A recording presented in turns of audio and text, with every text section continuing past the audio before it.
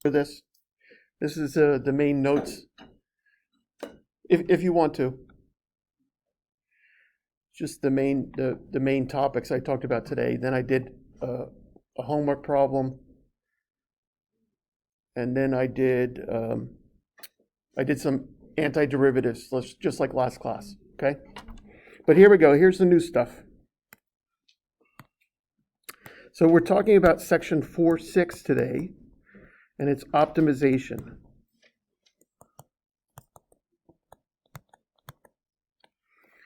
And the whole idea is, like, if I'm working for a box company, right? I make cardboard boxes. I think I talked about this already, right? And I'm selling them to Amazon, right? That's my job. That's my company. I'm trying to give them the largest volume box with the minimum amount of material, right? So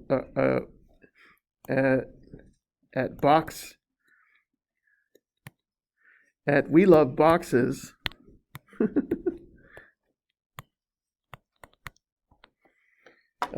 we want to sell the largest volume of box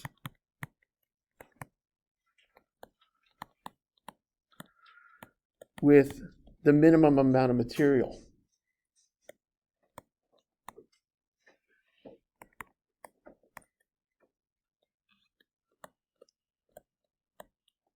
Right? Because we want to make money.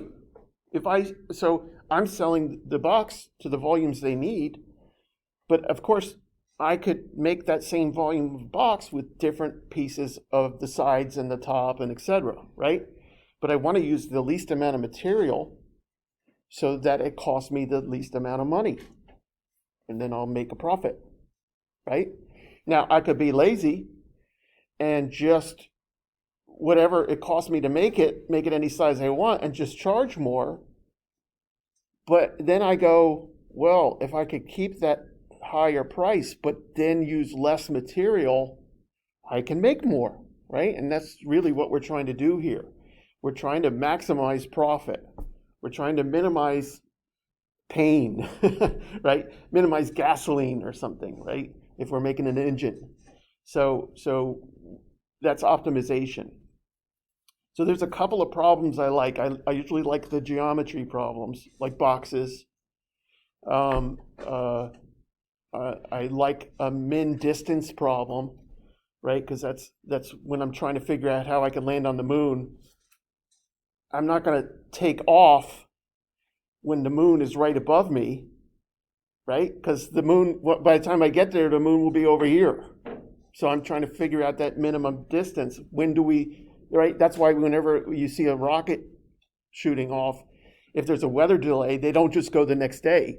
They got to wait for that right min distance path to come back, right? So same thing with returning to Earth. We gotta find the right angle to enter the atmosphere. Otherwise, the rocket would just skip off, right? It would just skip off and bounce out to space, and probably blow up. So there's all this thinking about the optimal angle, distance, price, right? So this is what we're doing. And of course, we already know how to find mins and maxes, right? What do? Derivative, right? So in this one, we're kind of doing a first derivative test and a second derivative test at the same time. But we're going to try and find a critical value of the first derivative and test it in the second derivative. So if I find a critical value of the first derivative and my second derivative is negative, right? What have I found? If my second derivative is negative people frown. What have I found from my first derivative? A max, the top of the hill. So we're taking those two pieces together, right? But we got to work with them, okay? So we're going to have some equation that we know. We're going to have something that we want to optimize, min or max. We're going to put them together to get a function that I can take a derivative of, right? get the second derivative, and then test my critical. So that's the basic thing. I will do step by step, okay? So, but not yet. Let me do a problem first. This is number 5 in 4.6. There's nothing to teach here, which is kind of nice. There's nothing to teach. We know how to do this already. Just have to do some problems. So 4.6, number 5. I want to find the dimensions of a rectangle with a perimeter of 100 meters with a maximum area. Okay? So I need a rectangle. How do we usually label a rectangle? Length and width, sure. I'll use x and y because I like to put all my functions in terms of x, right? So x and y, yes, rectangle. So I should show I got some parallels here. Once I have one right angle and the others are all parallel, all of the angles are right angles. If you don't remember high school geometry. I used to teach high school geometry in New York City. I turned my back to right on the board and they'd throw things at me. I don't miss those days. So I want to find the length of x and y, but I know the total perimeter, right? It's 100 meters. That's what it said to me. I'm just reading off the page here. So the perimeter is 100 meters. Okay. I want to max the area.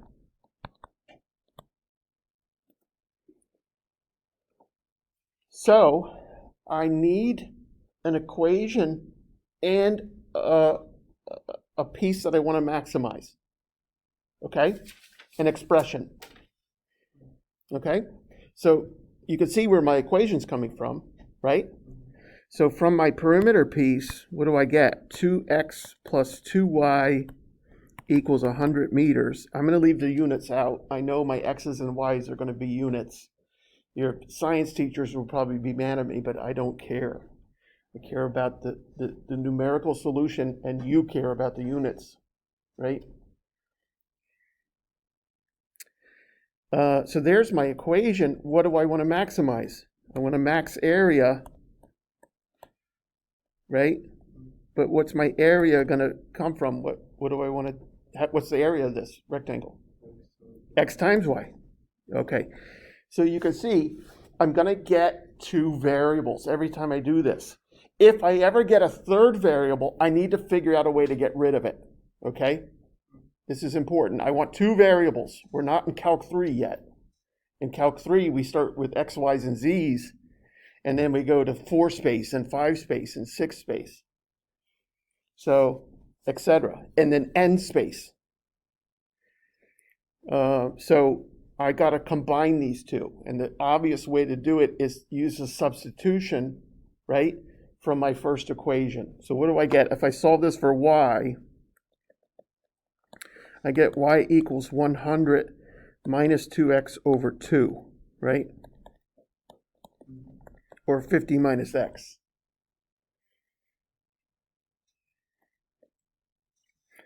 And again, I will write all this down in a step-by-step, right? But I'm drawing a picture, figure out my equation, figure out what I'm going to try and min or max, right? Use substitution to create a function of x, find the derivative, find the critical, find the second derivative, test the critical, conclude, right? So my area now can be written as f of x equals x times 50 minus x. Do you see what I did there?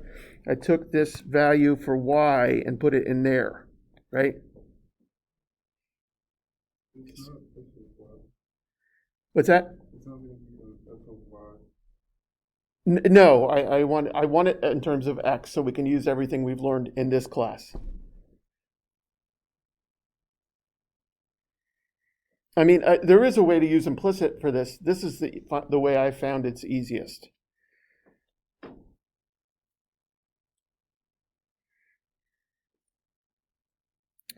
So notice what I get here. I get 50x minus x squared. Can you see it already, the picture? 50x, thank you. You see my picture already? It's a parabola that opens down. It's going to be at the top of a hill. Remember, I'm trying to maximize my area, right? So what do I get for f prime? I get 50 minus 2x, right? So my critical, right, is got to be what, 25? That's 25 meters, by the way. So I know 2 times 25 plus 2 times y is got to be, I forget already, 100 meters. So 2y is got to be 50. So y is also, Marco, morning, y is also 25 meters. So I actually have a square, right? But a square is a rectangle, so it's not a problem, right? So the box is a square with sides of 25 meters, right? Sorry, the rectangle is a square with 20 sides 25 meters each, right? And the maximized volume, area is 25 squared, right? Whatever that is. 7. What is it? Thank you. Meters squared, right? At the end, you should put your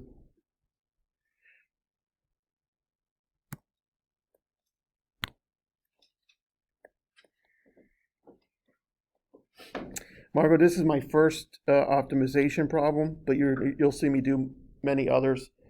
And I'm going to write the step-by-step down now. Okay? How are we doing? Easy, right? Easy. How are we going to know what's right? Well, we're going to graph our function. We're going to graph our derivative, right? I didn't do one thing. I wanted to show that I know I got a max, right? Using the second derivative. Sorry about that. What's f double prime? -2, right? There's my first derivative. My second derivative is -2. So f double prime of 25, remember that was my critical value, is still -2. When the second derivative is negative, I know I have a max. When the second derivative is negative people frown, concave down, it must be at the top of a hill, it must be a max. Provided it works, right? Provided that I can put that in and get an area, right? I certainly can't have a negative side of a square, right? All right, so step by step, okay? Sorry, I didn't write that part in my conclusion. I want to, though. So usually when I ask you, oh, by the way, for the quiz coming up Thursday, you can use your formula sheet. 1 page, front and back, anything you want on there. Inspirational lyrics, right? Anything. Picture of your pet, whatever you want. Hopefully you have the step-by-steps on there, because I've been being really making sure I'm giving you what do you do in every problem, because that's the hard part, isn't it? Not that anything we're doing is difficult. Every now and then you could have a complete blank on how to take a derivative, but what do you do in that case? What do you do if you blank on a derivative?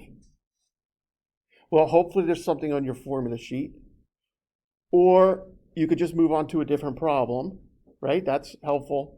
Or you could ask me a question. You say, Robert, I don't know what's going on. I didn't eat breakfast. I forget how to even start on this derivative. And I'll say, well, you're not chained to the desk, right? Implying what should you use? Chain rule. I'm not going to say, get away from me. This is a test. If you can't do it, you fail. It's right? I'm going to give you a hint. Oh, are you implying something about asking me that question? What am I telling you to do? Use implicit, right? A fraction of the students don't know how to do this derivative. Quotient rule. Right? There's only so many things we've done, right? All right, here we go, step by step. I just submitted on tape that I will cheat for you on your test. Step by step. Graph the function. Of course, you're thinking about the domain. You're thinking about where it's increasing, decreasing, where it's concave, where there's a min or max, where there's an inflection point. Same thoughts that we're having on every problem so far, right? Oh, sorry. It's not. Don't start with graph the function. Try and draw the picture. Draw a picture if possible. Sorry. What's the topic called? What's that? What's the topic called? This is optimization 4.6. Yeah.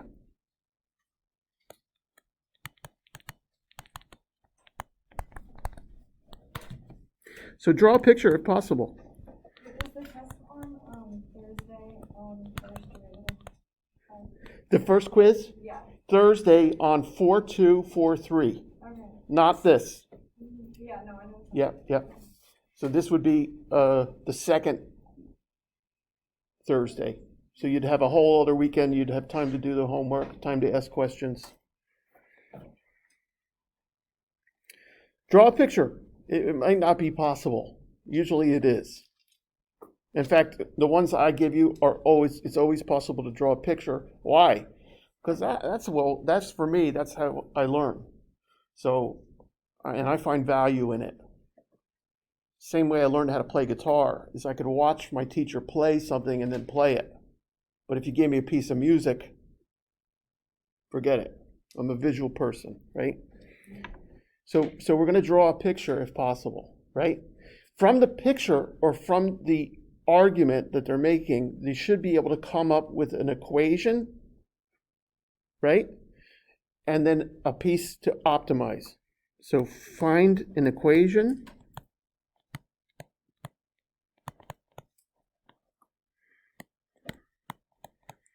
Find it's in two variables, okay? If you have more than two variables, you're going to try and eliminate one. And we'll do one like that today, okay? Find an equation in two variables. Find a function of two variables that is going to be optimized, right? Or find not an equation, what is the other one called? Expression. Find an expression in two vars to be optimized. Right? So our problem we just did was, we have a rectangle. All right, draw a picture of a rectangle. And I know the perimeter is 100 feet. So 2x plus 2y is 100 meters, right? And I want to maximize the area. X times y was our area, right? So you see it just gave me these first three steps right away, right? Do you mean two variables? Yeah, two vars, two variables. I get lazy.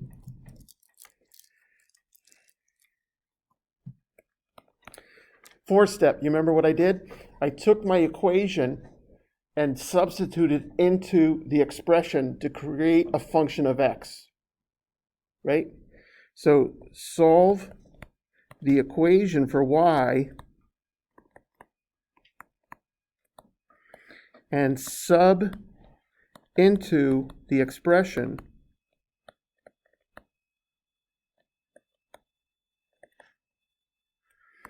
to create a function of x.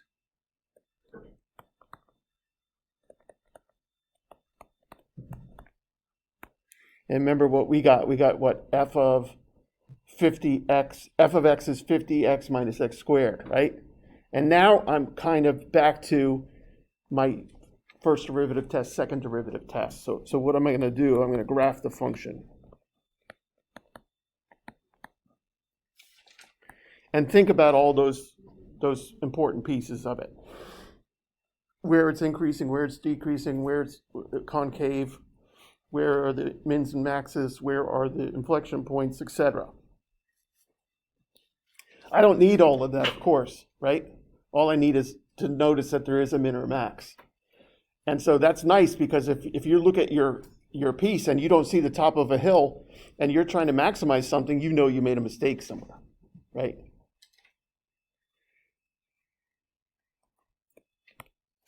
So once I got my function, what did I do? I found first derivative. I found a critical value, right? So find f prime and the critical values. Most of the time on these, you're going to have one critical value. You could have two. In fact, one of the homework assignments I gave you, you'll get two. I think I gave you an ellipse and a point, and I said find the min distance to the ellipse, and of course there's going to be two equal distances. So, but anyway, you'll see that today. My favorite problems are the distance problems, the minimum distance problems. So when you look at all my old chapter 4 tests and finals, you'll see a min distance problem on every one. And guess what will be on your test? A min distance problem.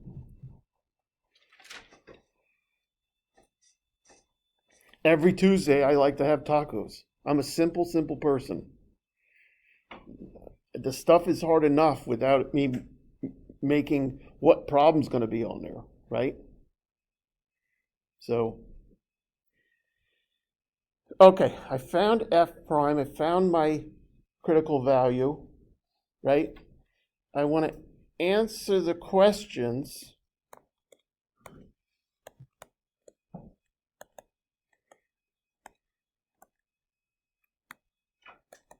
So remember what my question details were. Oh, well, find the length of the sides. So I found the length of x. I found the length of y, right? I found the area.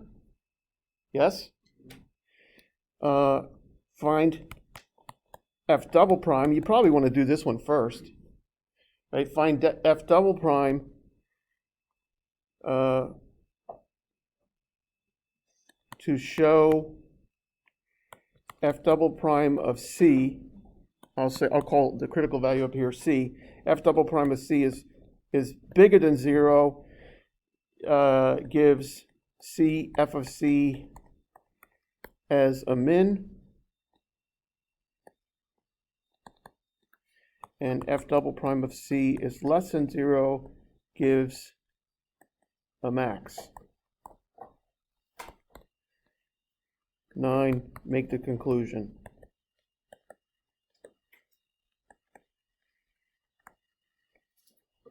So I found the max area of 625 meters squared when x and y are equal to 25 meters, et cetera, right?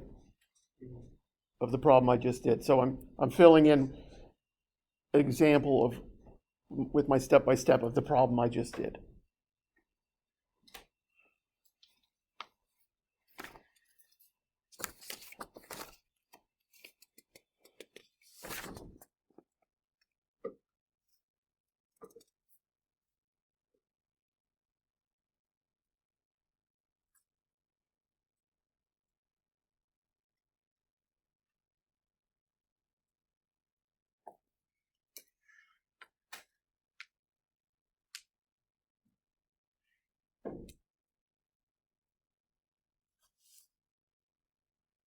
All right, let's do another one, right? I have one question. Sure, yes. On number 8, it says, like use that to find the min and that to find the max.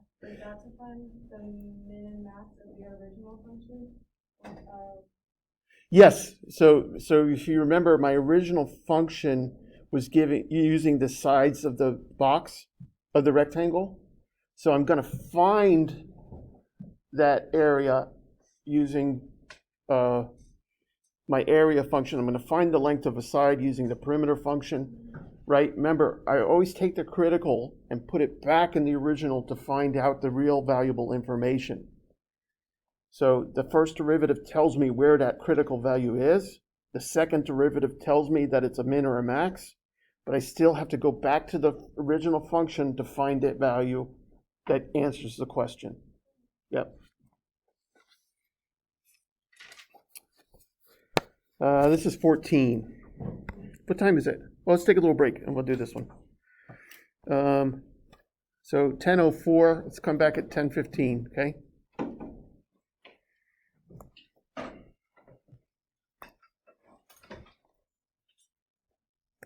So here's a problem that we'll use our checklist for. And I realized I had said there might be 3 variables. I think that will happen in 4.1, not in 4.6. But if it does happen, the game is the same. Try and get rid of the 3rd variable. But I think it happens more in 4.1. So I got 10 meters of wire, like a bendable wire, right? You can visualize that. Kind of stiff because I want to bend it into shapes, okay? But I want to cut 10 meters, cut into 2 pieces. And one piece I want to bend into a square, right? And the other piece I want to bend into an equilateral triangle, right?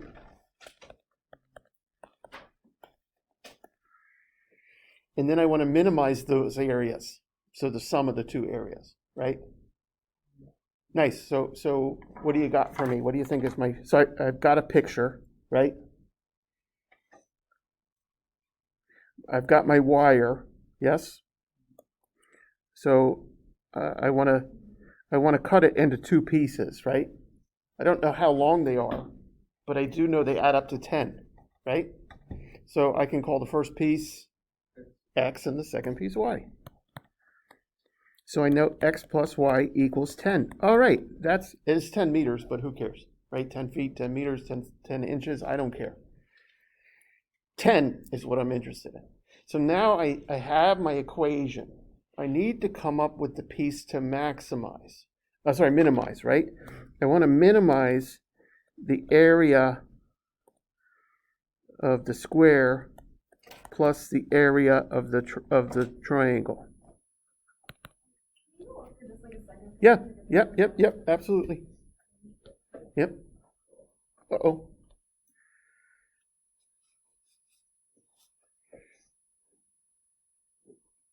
So, any problem with a rectangle, a box? There's a nice one with a can, right? Anything like that, anything geometry related, you can try in the book. Okay. Certainly, when you look at the homework ones I want you to do, you'll see they're either geometry or distance. Okay. So this is clearly a geometry problem, right? We need to know the area of a square. Well, here's the deal. What if we took X as the square? How big is each side now?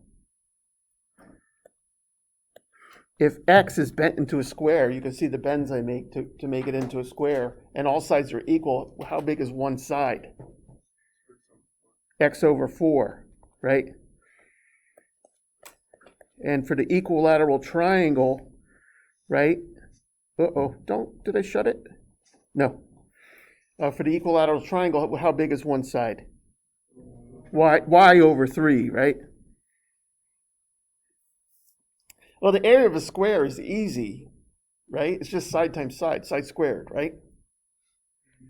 So we want a min area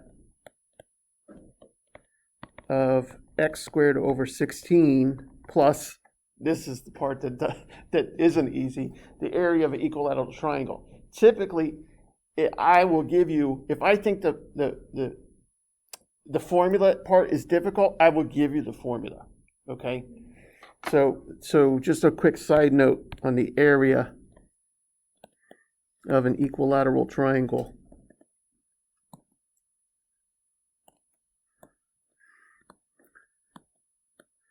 I need base times height, right? One half the base times the height, right? So 1/2 the base times the height. Oops, what the hell am I writing?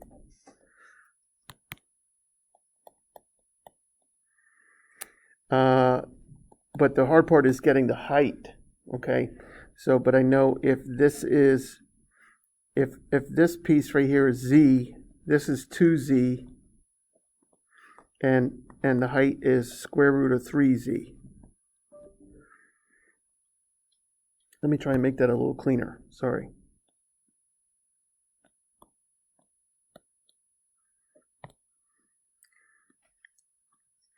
If this side, this piece is z, this hypotenuse is 2z, and the height is square root of 3z. Oops. Come on, Robert.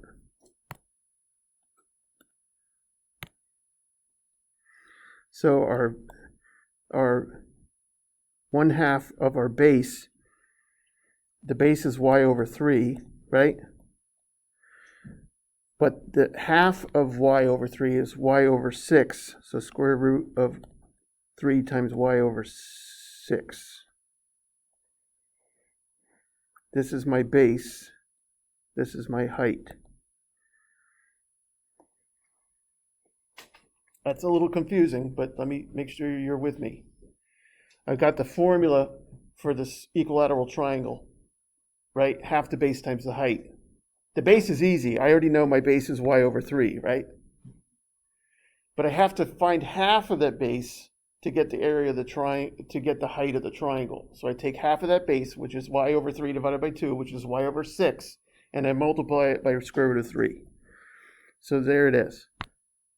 So it looks like I have Brad 3 y squared over what? 36?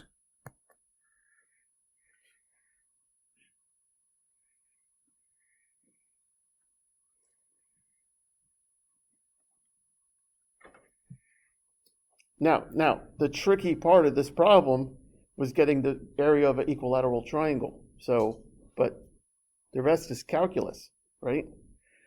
All right, so what do I do now?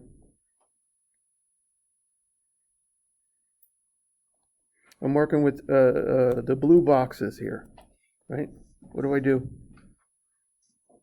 Substitute. So I get y equals what? 10 minus x?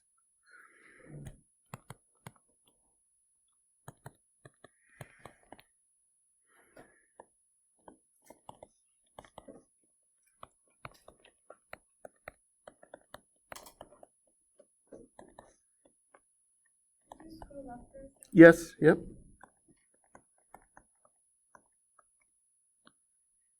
Oh, sorry, I zoomed. Scroll up. Yeah, right there. Area of the equilateral. Yeah. That's fine.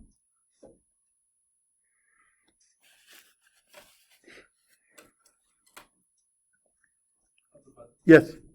What does it say if you put min somewhere square plus? Right here. Yeah. Area of the square plus the area of the triangle. Oh. Yep. I agree. It doesn't. It looks like an aria, like someone singing about a square, and so that's what we want to minimize.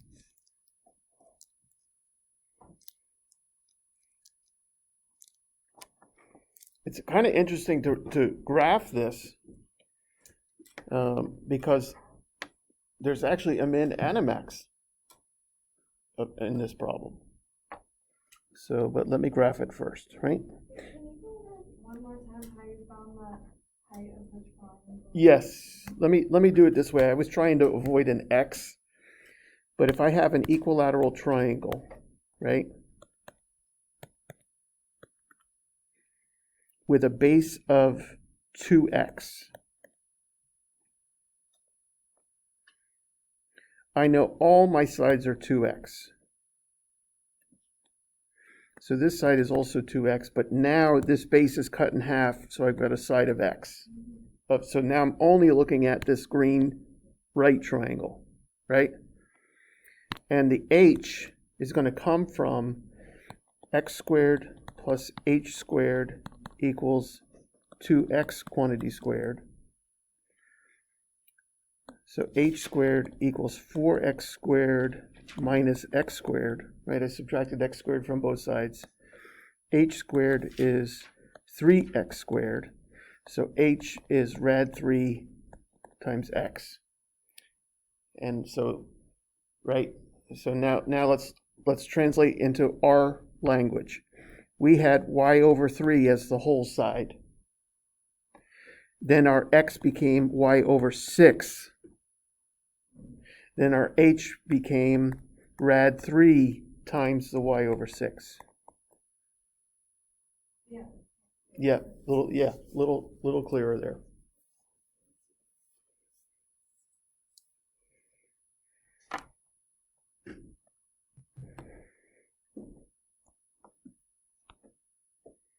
So we're going to graph this, right? Someone remind me, y equals x squared over 16, is that correct? Yeah. Plus square root of 3, plus square root of 3 divided by 36 times 10 minus x quantity squared. I think I'm right on that.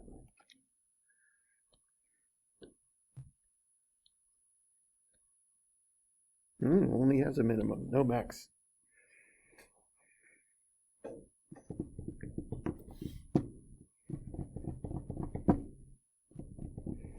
Nice, right? Pretty damn easy at this point, right? It's the tough stuff is over, and the tough stuff is not calculus, right? The tough stuff is reading, 1, drawing a picture, 2, figuring out equations.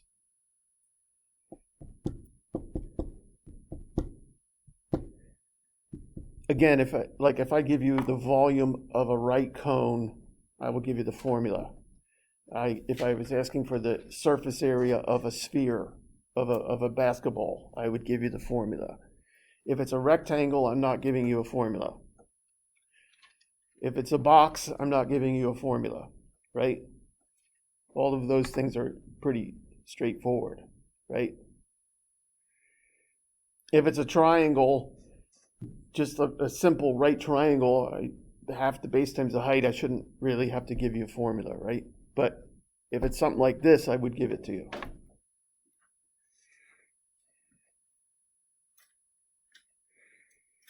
All right, what are we going to do? We graphed it. We saw we have a minimum, right?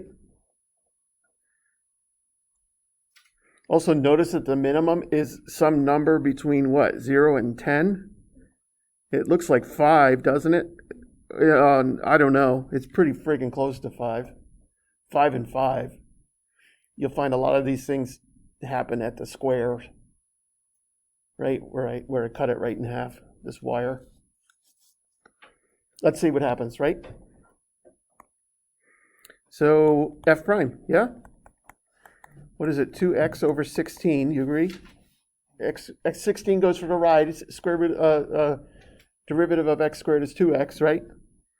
Plus rad 3 over 36, that coefficient goes for the ride, times 2 times 10 minus x to the 1 times a negative 1. Make sure you're with me there, right? The 2 comes down as the coefficient. I reduce my power by 1, and then I take the derivative of the inside.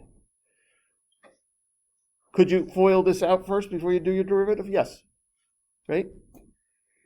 Let's simplify here.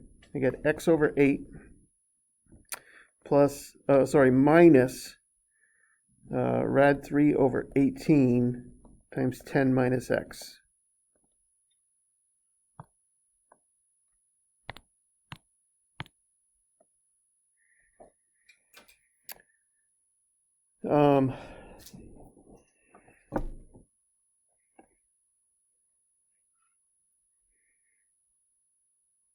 I guess I want to just get a LCD, right?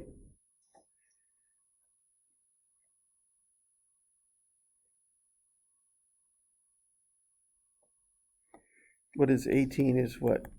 3 times 3 times 2. And 8 is 2 times 2 times 2.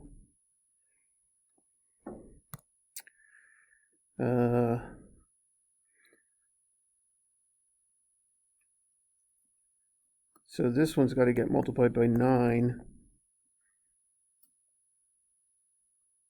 And this one's got to get multiplied by 4. Do you agree with me? Yeah. So f prime of x is 4x minus 4 rad 3 times 10 minus x all over 72. Okay, so now I know I just need the numerator 0, right? Because there's no way the denominator can be 0. So f prime of x equals 0 implies that 4x minus 4 rad 3 times 10 minus x is 0. So just simple algebra. Yeah, Oscar. Yes, thank you for saving me a lot of work. Thank you.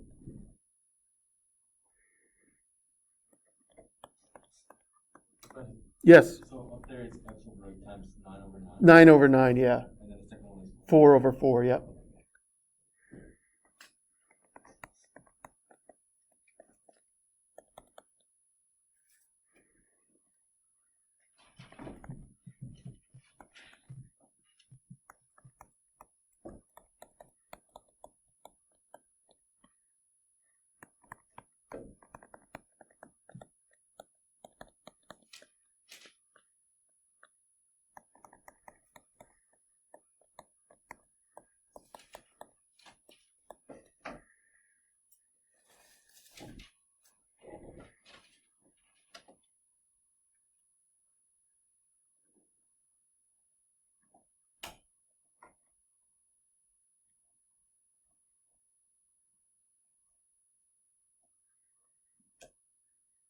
Pretty ugly. I could use a conjugate to try and get rid of the rad 3 downstairs, but I don't know if it helps me. But let me at least plot this and see what happens, right? Definitely a positive number. I certainly can get a decimal, right? But let me just cheat a little bit. What did I say? X equals, I forget already.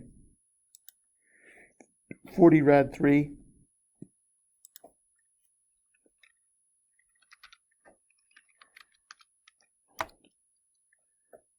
Divided by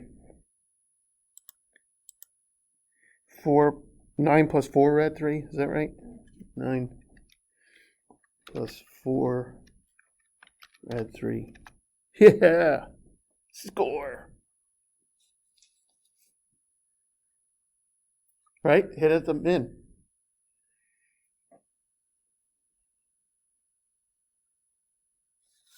It's nasty, nasty number.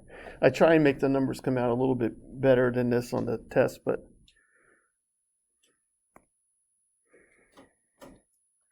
so I found the x, so what's the y? 10 minus this, right? Not much to do there for simplification. Let's just double check our second derivative. It's going to be easy to tell that the second derivative will be no issue. Let's find f double prime here. The 72 is going to come for the ride, right? Yes, you with me? 1 over 72 is just a coefficient. It goes along for the ride. What happens to 9x when I take the derivative? 9. Minus 4 rad 3. What happens to 10 minus x when I take the derivative? Negative 1. There's no x's and everything's positive. I have 9 plus 4 rad 3 all over 72. Positive people smile. So where does this thing have to be? Since f double prime of the critical value is positive, I must have them in, right?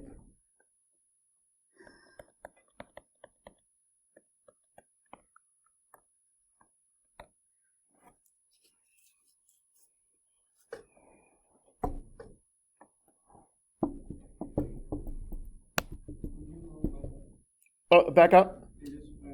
Right there, good. What's the hardest part about this? Everything. Not true. What's the hardest part? Can you get rid of this? Can I get rid of the? No, just the side. Yeah, I had to plug in. I'm not done, right? I'm not done. I have to write, find the values of the other things. I have to write a conclusion, right? But I'm not going to do it. I'll do it on the next one because I want to go one level higher, one level more difficult.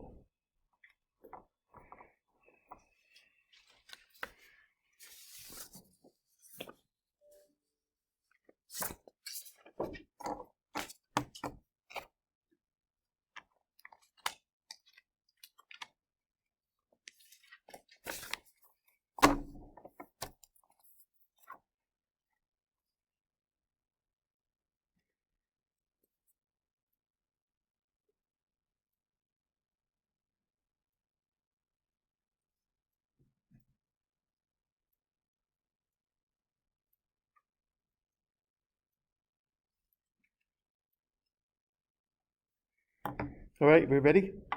Almost. Sorry. No, I'm not in a rush.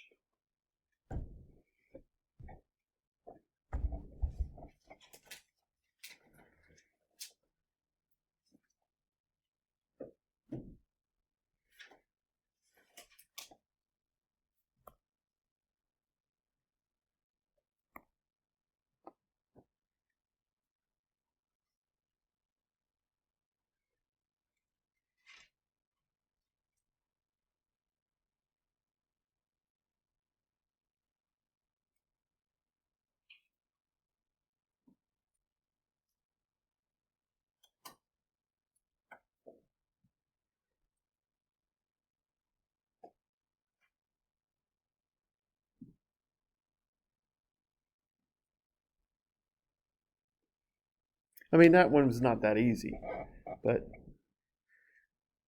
like I said, if you see something with geometry in it, do those. I'm gonna, if I could ask you to, I would do the geometry and a distance. Probably will only be able to ask you 10 questions out of chapter 4 and 5. How many questions do we already have? We got an absolute min and max. We got a first derivative test, second derivative test, a min distance problem, and a related rates problem. So I'm already halfway done just with chapter 4, right? And remember what I said, I'm giving you 2 midterms now. It doesn't make sense, of course, I know that, but the test at the end of the first half of this semester, chapter 2 and 3, a test after the second half, chapter 4 and 5, and a final, chapter 2, 3, 4, 5, right? With all the greatest hits from the first 2 tests. If your final is higher than either midterm, I will replace that midterm with the final exam grade. So there's a chance for you to wipe out that first test score. Now, what sucks about it for you is that I'm not giving you another test till after the drop date, right?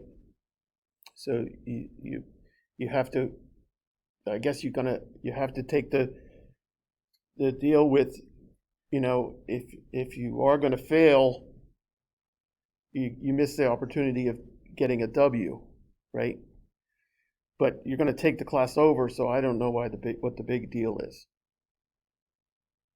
If you take the class over, that's the one that's going on your transcript. That's the one that's in your GPA. Right? So whether it was a W or an F before, it doesn't matter. It's wiped out.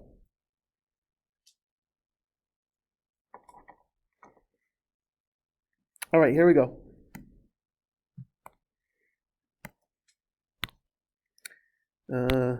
Find the min distance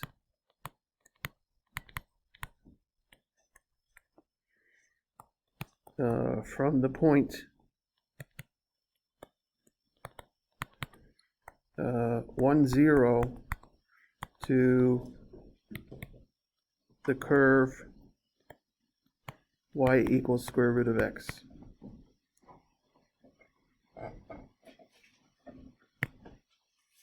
Well, can you draw a picture? I hope so. Square root of x, right?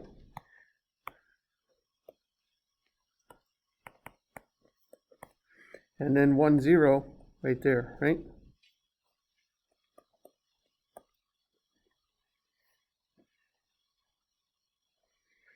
You should be able to see that there's no max distance, right? Do you agree with that? So there to there to there to there, it just keeps getting bigger and bigger, right? No max distance, right? You agree? Hello? Yes. So I'm looking for a min distance. I can kind of see it, and you should know this. The min distance to anything will hit at a 90-degree angle. Right? If I'm walking at this board at a 90-degree angle, that's the closest I can, right? That's the shortest distance to the board. If I walk at an angle like out here, right, I gotta walk a lot longer to get there. So I know I'm gonna have to hit at some kind of right angle. Every time that will be true. What's nice really would be nice if you showed me you got a right angle. Meaning your tangent line at that point had the opposite reciprocal slope as that distance, slope of the distance. Well, to get a distance, I need 2 points, right? So what point am I hitting at on that curve? What is that point there? What is that green point? Or better yet, what's the x-coordinate? The x-coordinate's obvious. It's x. I don't know it. What's the y-coordinate? F of x, which is also y, which is also square root of x. And so if you can see already, I've made my substitution already. I know y is square root of x, so instead of putting y there, I put square root of x there. Right? Remember I had to have an equation? I do. Y equals square root of x. Solve for y, done. Put it into where y is, right? So I need a distance formula, which of course you're going to memorize, right? If I say A is x1, y1, and B is x2, y2, then the distance from A to B is the square root of y2 minus y1 quantity squared plus x2 minus x sub 1 quantity squared. So we learned that a long time ago. Put it on your formula sheet. If I give you the distance problem, you need it.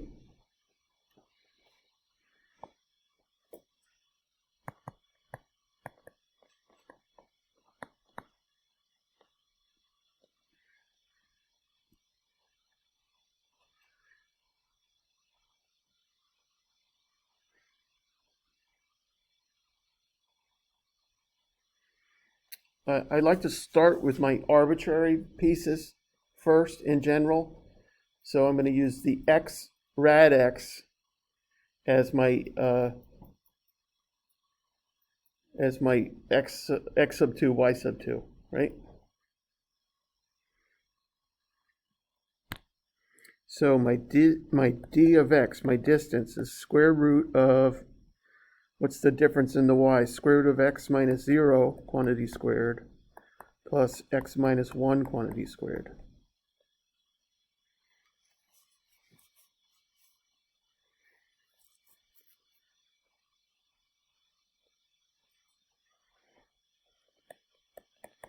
I can simplify that a little bit, right?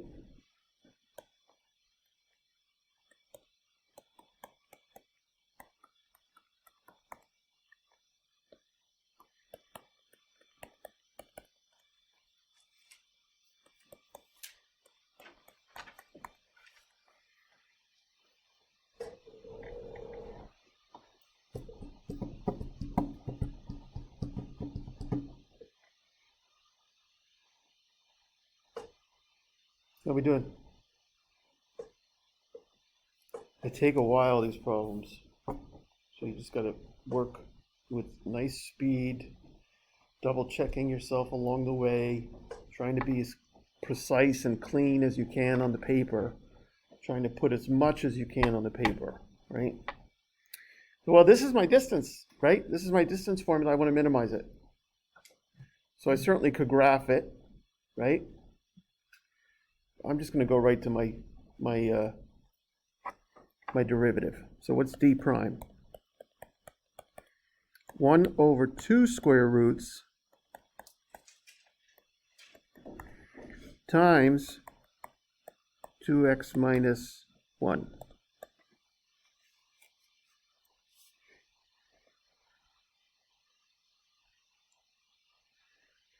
Well, I know this distance can't be minimized, right? I'm sorry, it can't be 0, right? If you look at my graph, there's no place where it's not on the curve. If the point was on the curve, it would be 0, right? So I can really see this d prime of x as 2x minus 1 over 2 times d.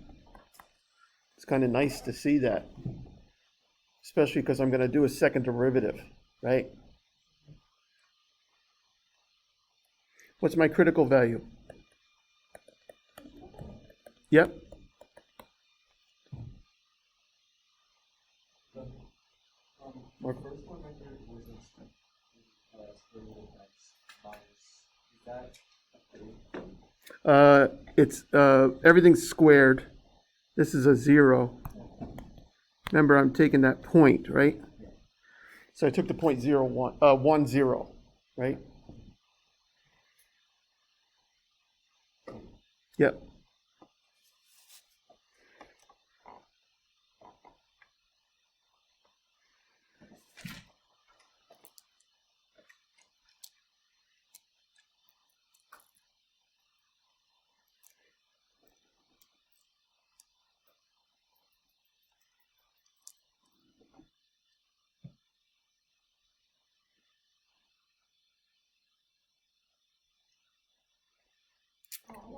That's fine.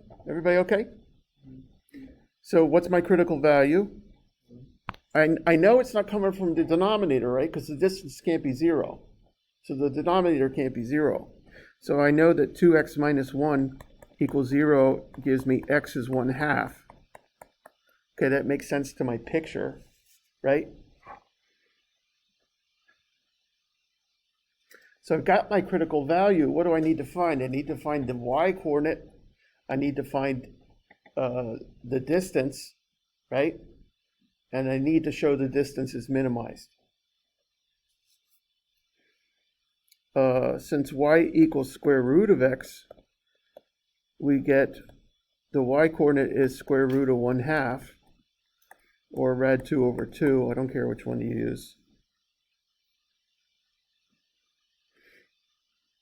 And the distance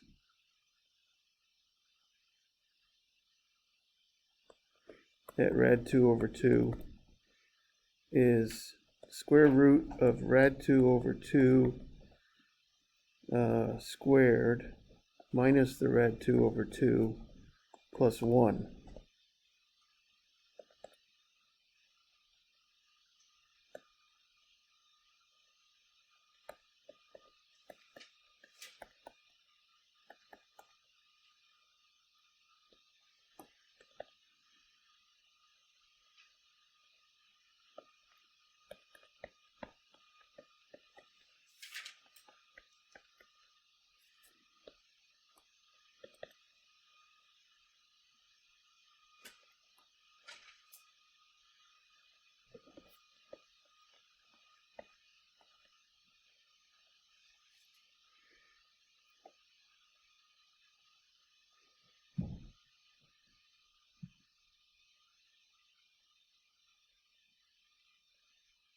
Oh, I'm sorry, that's not right. Should be distance at 1/2, right? The x value I got was 1/2. Silly Robert.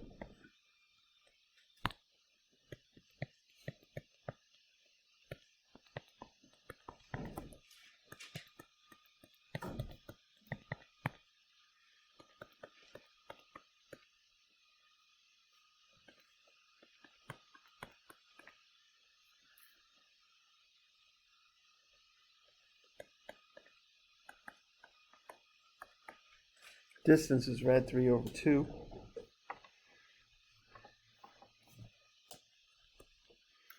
Right, I'm finding the distance for that critical value. How we doing here?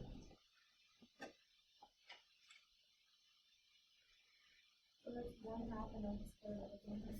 Correct, the y value on my curve, right, was 1/2 comma square root of 1/2. But I'm using that x value to get the distance, yeah.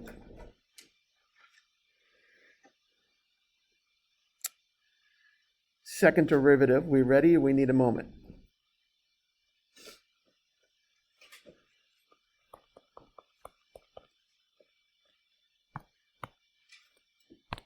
So just as a reminder, our d of x is x squared minus x plus 1.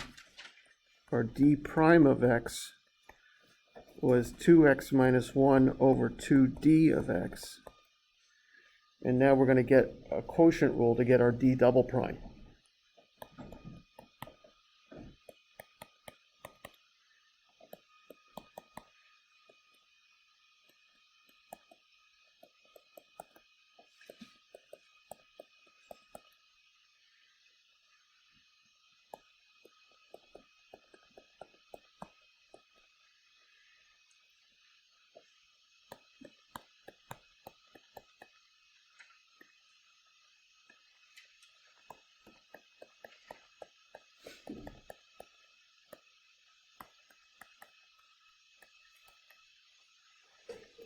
You can do this without the symbolic side of what I'm doing, but it's really, really messy.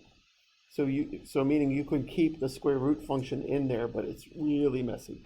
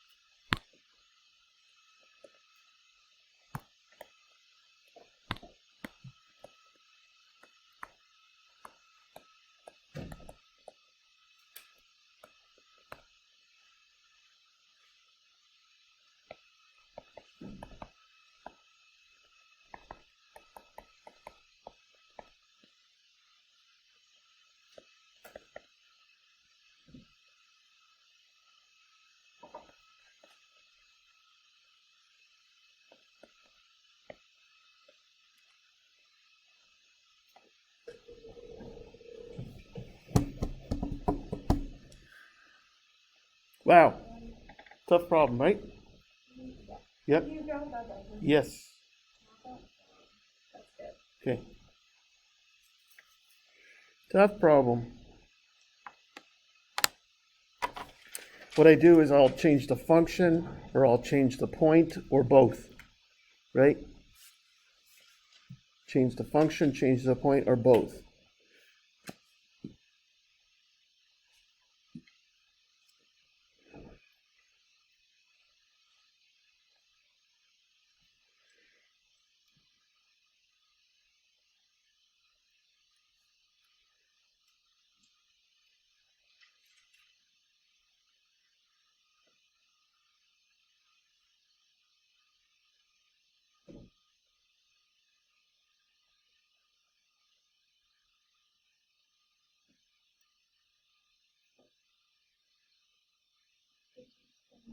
Mm-hmm.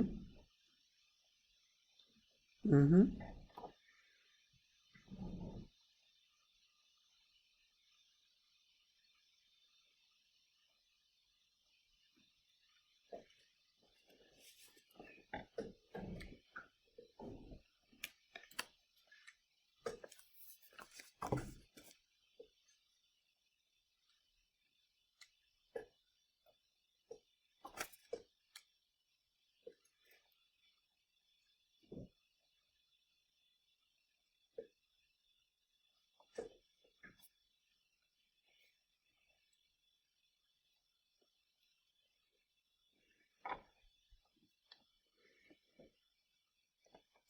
Well, I don't want to do anything else today. I think you should have a headache. If you don't have a headache, maybe there's something wrong with you.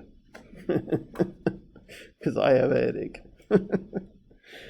Doesn't mean there's not something wrong with me. So have a great weekend. Get some work done.